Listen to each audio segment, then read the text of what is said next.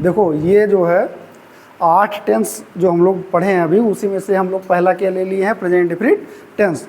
इस टेंस को आप लोग अच्छे से पढ़े हो। प्रेजेंट इंडेफिनिट टेंस का अफर्मेटिव सेंटेंस का यहाँ मैंने रूल लिख दिया, जिससे आप लोग को रिवाइड हो जाए, एक बार रिवीजन हो जाए, रिमाइंड्स हो जाए आप लोग का। रूल में क्या लिखा, पहले सब्जेक्ट हम लोग लगाते थे, फिर वर्ब का फर्स्ट फॉर्म, उसी फर्स्ट फॉर्म में एस आई एस रखते थे। अगर आपका ही, सी, इट या सिंगुलर नाउन है तो एस आई एस वर्ब में लगाते थे। अगर आई वी यू दे है तो एस आई एस हम नहीं लगाते थे, प्लस ऑब्जेक्ट लिखते थे, अदर वर्ड लिखते थे। ये तो था एक्टिव वॉइस का रूल, समझो। टेंस का रूल मतलब एक्टिव वॉइस का रूल। पैसिव वॉइस के रूल में क्या है, जो ऑब्जेक्ट होता है उस ऑब्जेक्ट को हम क्या करते हैं, खींच कर लाते हैं, सब्जेक्ट के स्थान पर रखते हैं और सब्जेक्ट को भेज देते हैं ऑब्जेक्ट वाले स्थान पर।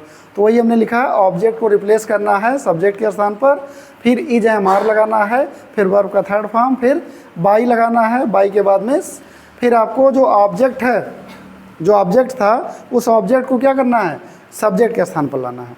ऑब्जेक्ट को कहाँ लाना है, सब्जेक्ट के स्थान पर। समझ में आ रहा है?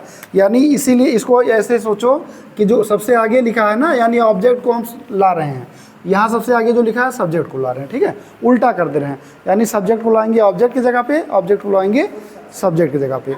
और रही बात इज एम आर की, तो आप लोगों को पता है इज किसके साथ लगाते हैं, he, she, it plus singular noun, I के साथ am, we you they plus plural noun के साथ में आर लगाते हैं, ये पता है।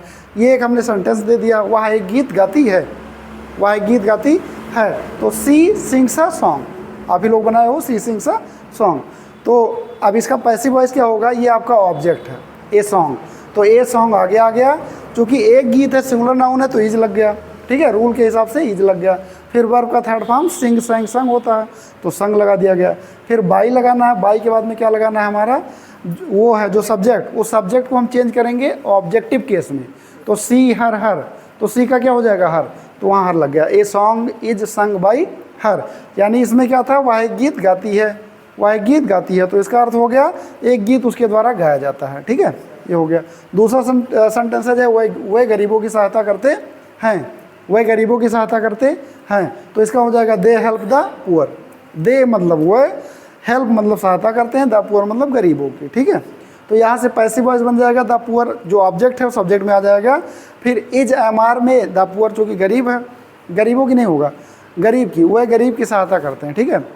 गरीबों तब होता है जब पुअर मैन लिखा होता है या पुअर पीपल, तो the poor is helped by them, यानी गरीब आदमी उनके द्वारा सहायता किया जाता है, ठीक है। तो ये आपका हो गया प्रेजेंट इंडेफिनिट टेंस, ठीक है। अभी कुछ और एग्जाम्पल हम लोग प्रैक्टिस करेंगे, फिर आप लोग का कंटिन्यूअस रहेगा, ठीक है। अब उसको पॉज कर दो, ठीक।